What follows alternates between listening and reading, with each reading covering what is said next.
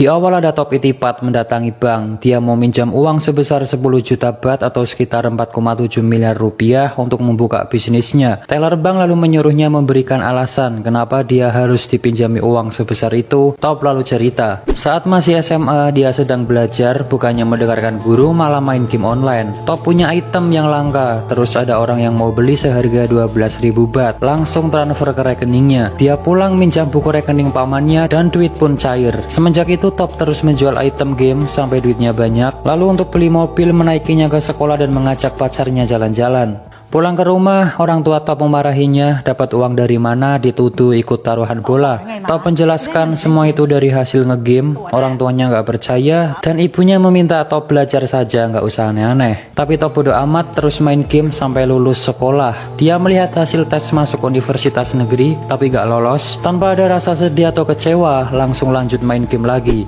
Singkatnya dia beli PS dan DVD player. Pulang ke rumah, orang tuanya memarahi Top karena nggak lolos tes masuk PTN. Tapi Top meyakinkan orang tuanya masuk PTS nggak apa-apa, sama aja. Ayahnya marah karena cuma ingin Top kuliah di PTN, karena di PTS itu biayanya mahal guys. Ayah ibunya pun berdebat masalah keuangan untuk nanti kuliah Top. Top di kamar melihat sisa tabungannya menipis dan akun gamenya juga keblokir karena kedeteksi untuk komersil. Dia bingung lalu melihat DVD player yang tadi dibeli. Top kemudian kembali ke toko untuk membeli banyak DVD player. Dia menawarnya sampai deal dan nanti akan dijual kembali. Di rumah, Top menunjukkan DVD player ke Pak Aman dan ibunya, tapi saat dinyalakan ternyata itu barang rusak guys.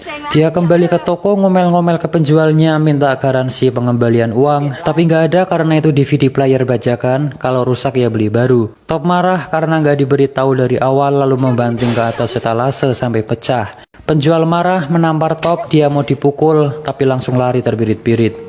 Top pulang sambil manyun, lalu melihat ayahnya jalan kaki, ia nyuruh masuk mobil. Ayahnya bilang bisnis itu nggak gampang, jangankan anak kecil, orang dewasa saja banyak yang gagal. Dan menyuruh Top lanjut kuliah dimanapun terserah sambil memberikan uang, tapi Top menolaknya guys. Malam harinya dia mengambil jimat ayahnya dan dijual 100.000 baht. Uang itu digunakan untuk masuk PTS. Singkatnya Top sudah masuk kuliah, tapi saat di kelas dia nggak mendengarkan, malah menyuruh temannya ngerekam suara dosen mengajar dan keluar kelas. Dia pergi ke tempat pameran mesin, lalu melihat mesin penggoreng kacang otomatis. Kata salesnya mesin itu belum ada yang punya di Thailand. Mendengar itu Top langsung semangat ingin membeli mesin itu padahal harganya mahal. Di rumah Top dimarahi lagi karena membawa mesin itu, tapi Top bilang hanya menyewa seharga 50.000 baht. Top lalu bertanya-tanya ke penjual kacang goreng bagaimana cara membuat kacang goreng yang benar, lalu mencatatnya. Sedangkan temannya di kampus menelepon Top suruh masuk tapi nggak diangkat. Top sudah mendapatkan resep membuat kacang goreng yang enak. Ia menyuruh pamannya mencicipi, ke ibunya juga, dan kacangnya enak guys. Top langsung mencari tempat jualan di mall. Dia bersama pamannya dengan semangat membawa gerobak dan kacang ke tempat jualan. Saat mall dibuka ramai orang tapi nggak ada yang beli. Pamannya sudah teriak-teriak juga nggak ada yang beli. Mereka terus berusaha agar ada yang beli. Top di pasar ngantar pacarnya belanja. Dia mengamati orang jualan gimana caranya biar ada pembeli. Top langsung mencatat kata bonus lalu diskon. Saat ngobrol dengan pacarnya, Pak Man Top menelepon bilang dagangannya nggak laku. Sudah melakukan apapun tapi tetap nggak ada yang beli. Saat menunggu pacarnya di depan toilet, Top melihat orang minta sumbangan dan di situ banyak yang memberi. Dia langsung berpikir, ternyata tempat juga berpengaruh agar ramai yang datang. Top langsung meminta pindah tempat karena sebelumnya banyak saingan. Dia pun boleh pindah di pintu masuk mall. Saat di kelas sedang ujian, dia kebingungan mengerjakan soal. Lalu teleponnya berbunyi, Top langsung mengambil HP-nya dan minta izin ke pengawas untuk mengangkat. Tapi nggak boleh, nanti bisa dianggap berbuat curang, lebih baik dimatikan. Tanpa pikir panjang, dia langsung keluar kelas memilih mengangkat teleponnya daripada ikut ujian. Ternyata pamannya yang nelpon bilang dagangannya laris. Top langsung membawa kacang lagi. Benar saja, ramai pembeli sampai kekurangan kacang. Top lalu bilang ke pamannya akan buka cabang lagi. Dia buka cabang dan sudah punya karyawan guys. Saat itu juga pacar Top datang bilang intinya kuliah dulu baru nanti kerja demi masa depan kita. Tapi Top cuma diem. Besoknya Top masih bandel nggak masuk kuliah dan ditelepon temannya dia dipanggil dosen karena terancam mau dikeluarkan. Tapi Top gak ngurus, dia tetap jualan. Di tempat jualan, Top dimarahi pemilik mall karena asap dagangannya itu mengotori plafon. Dia diancam akan dibatalkan kontraknya. Tapi Top berjanji akan mengecat ulang plafon, lalu dia diberikan syarat besok harus selesai. Kalau enggak, kontrak batal. Top langsung ngecat ulang plafon dibantu pamannya, tapi pengunjung merasa terganggu. Dia kembali dimarahi dan disuruh malam saja ngecatnya. Malam harinya Top kembali ngecat, sekarang dibantu ibunya. Satpam datang bilang mall mau ditutup. Top bilang sedikit lagi, si satpam masih nggak boleh, sudah waktunya tutup, nanti bisa kena sanksi. Top langsung ngambil uang untuk nyuap si satpam. Satpam menatap ibu Top dan menyuruh anaknya diajari kejujuran serta tanggung jawab. Uang dikembalikan lalu menyuruhnya segera pergi.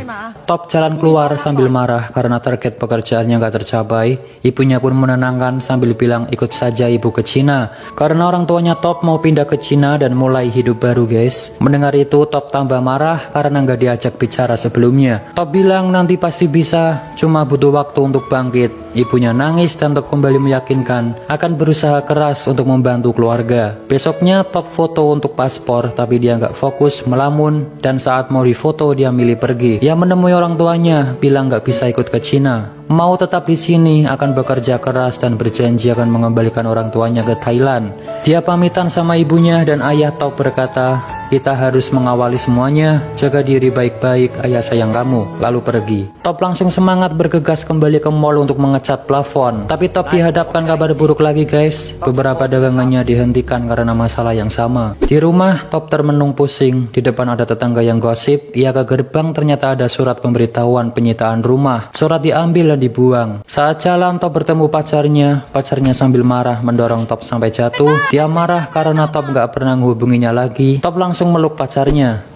Di dalam mobil Top curhat masalah dagangannya dan si pacar mengajak dia kembali kuliah karena SMA saja nggak cukup katanya. Si pacar lalu memberikan rumput laut kering yang belinya itu jauh, belum banyak dijual di sekitar. Top lalu memakannya, terasa enak dan langsung punya ide. Dia menemui profesor ahli pangan, menanyakan gimana caranya agar rumput laut tetap kering dan gak basi. Dia pun diajari pengemasan yang baik, pakai mesin vakum sehingga oksigen keluar dan lain-lain. Top lalu menjual mesin goreng kacang otomatis dan membeli banyak rumput laut mentah. Rumput laut coba digoreng tapi gak enak, terus dicoba tapi masih tetap pahit, sampai habis banyak tapi tetap belum enak juga.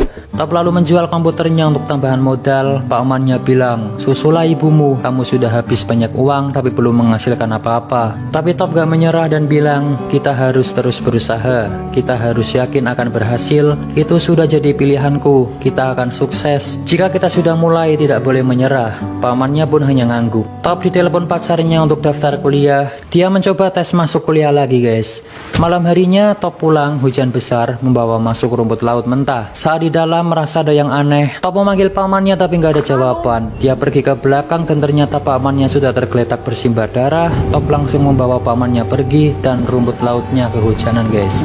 Di rumah sakit Top bersedih karena satu-satunya orang yang selalu membantunya nggak sadarkan diri.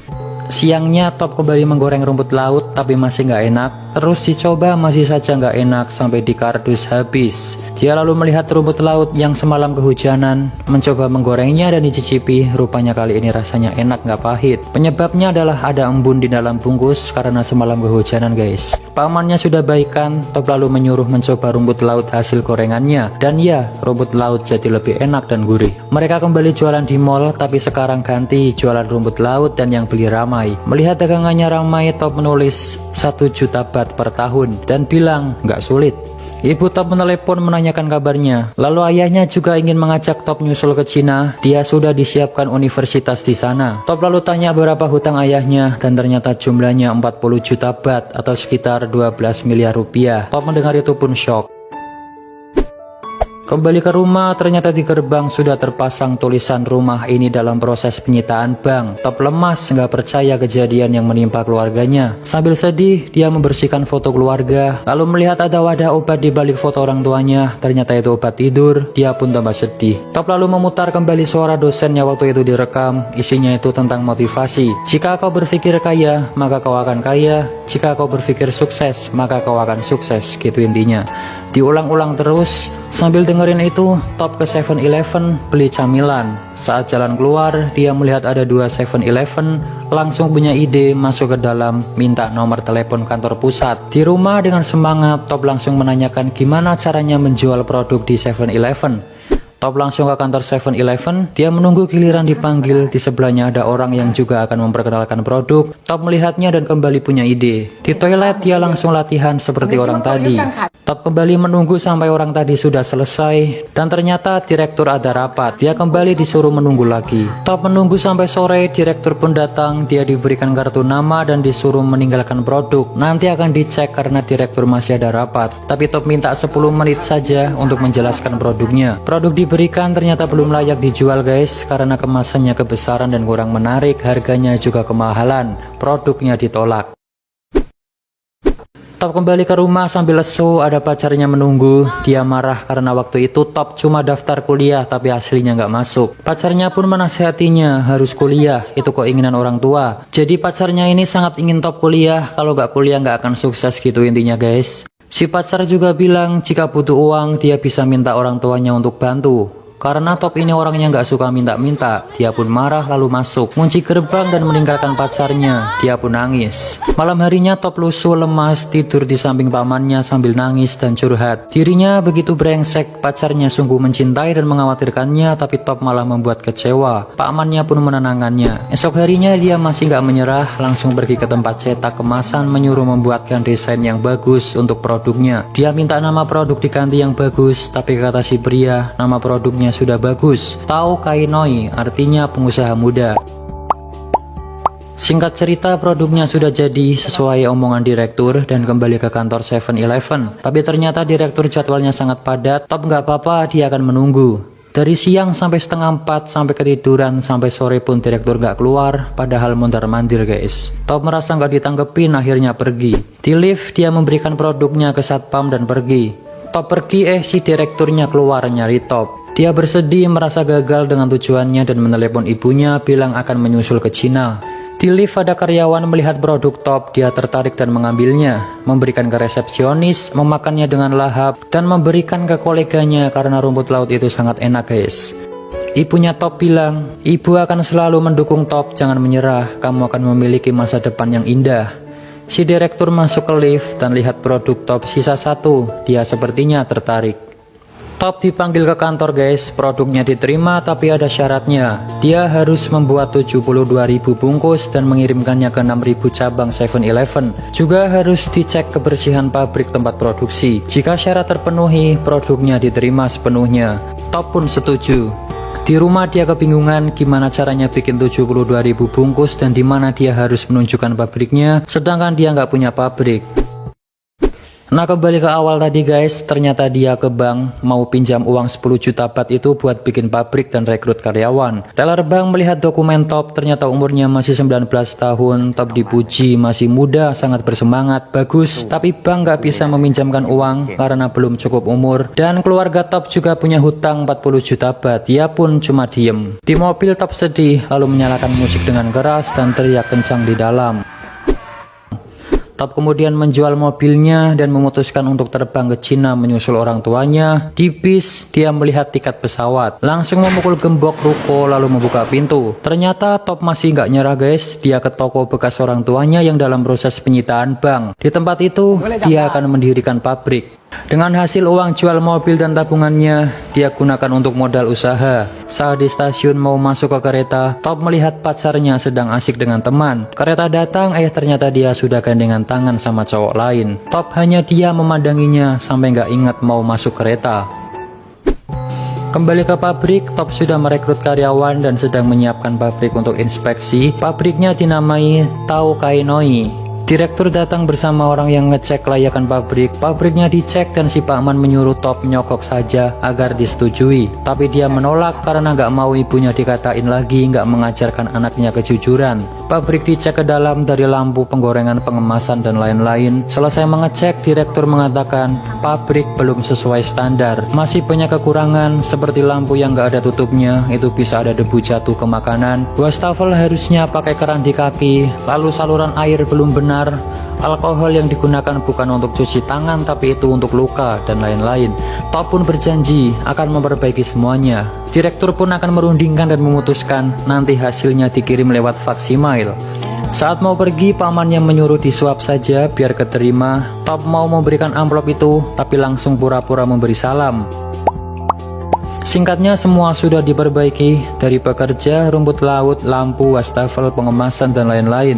Mesin faksimail pun berbunyi dan itu surat dari kantor, tapi suratnya nggak sempurna karena printer habis tintanya. Dia pun menerawang keluar, dilihat-lihat, diterawang-terawang, diraba, ada tulisan gede sendiri terlihat, disetujui. Melihat itu Top pun senang.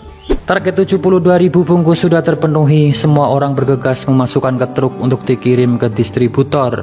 Top langsung memeluk pakmannya dan berterima kasih sambil bilang sudah menghabiskan apapun yang dimiliki. Jika ini gagal, kita nggak punya apa-apa lagi. Top akan kuliah dan nggak keras kepala lagi. Dia langsung bergegas masuk truk. Sampailah di gudang penyimpanan. Dengan semangat Top menemui kepala gudang, tapi ternyata sudah telat sejam, nggak boleh masuk guys. Top memohon cuma terlambat sebentar, tapi masih nggak boleh. Top sangat memohon karena nasibnya bergantung pada produk itu. Kepala gudang melihatnya, merasa kasihan, akhirnya diperbolehkan masuk. Dia pun sangat senang, saking bersemangatnya sampai mimisan guys. Produk rumput lautnya pun akhirnya dimasukkan. Top lalu nelpon orang tuanya, dia minta maaf dan bilang ayah ibunya nanti bisa kembali pulang. Dia pun nangis. Dijelaskan 2 tahun setelah kerjasama dengan 7-Eleven, Top bisa melunasi hutang ayahnya 40 juta baht dan bisa kembali menempati rumah bersama orang tuanya.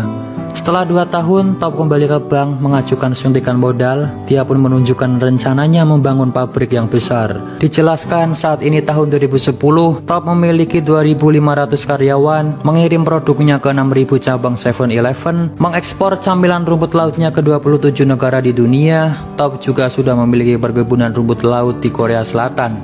Pendapatan Top tahun 2010 sebesar 1.500 juta baht atau 450 miliar rupiah. Saat ini Top berusia 26 tahun.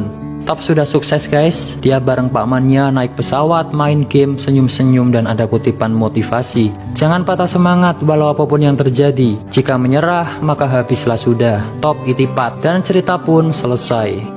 Film ini penuh motivasi yang bisa kita pelajari ya guys. Pertama, ketegasan si Top, kegigihannya, semangat mewujudkan impian, mau belajar, suka bertanya tapi untuk kebaikan dirinya, bukan tanya masalah hidup orang lain, pantang menyerah, tidak takut mencoba hal baru, ambisius, selalu memperbaiki diri dari kesalahan, dan percaya semua akan indah pada